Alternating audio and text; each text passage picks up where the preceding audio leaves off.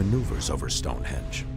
I have a sneaking suspicion that the way Phil described the maneuvers of that UFO, that it was mapping something, that it was actually forming a grid, means that it was here for a reason. Experiments producer John Tyndall has a theory about this UFO's behavior at Stonehenge. Is there a link between the UFO sighting in 1987 and Stonehenge itself?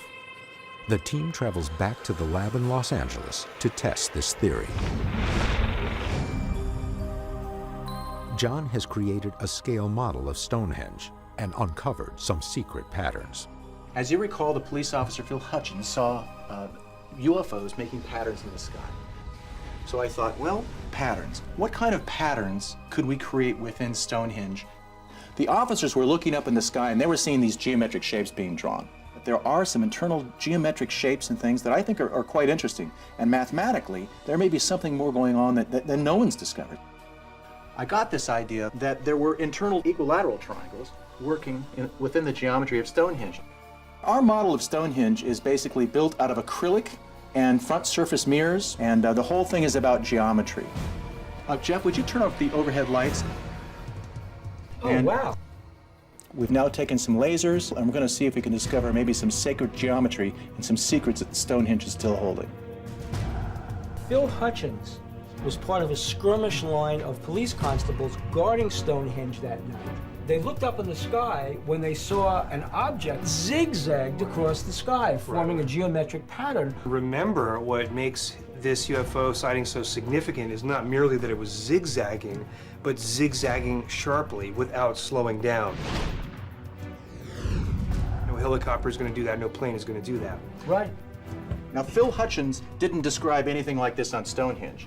What he did describe were patterns up in the sky. So I set up a front surface mirror on the ceiling to basically get the aerial view of Stonehenge, actually the UFO's point of view, if you will. So why not explore the idea that since this UFO is making zigzags in the sky, maybe there's a possibility that he's playing around with the geometry of Stonehenge and some sort of internal reflections and internal geometry that we still don't understand. Stonehenge is in a specific spot. It's made of stone, which doesn't reflect light, but it would reflect radio waves. But if they were seeing energy waves, what did that design mean to them? What if they're pointed and arrayed with respect to one another as a signpost for UFOs? Clearly, there's something going on from stone to stone in terms of energy that we don't see, but somebody else or something else can see.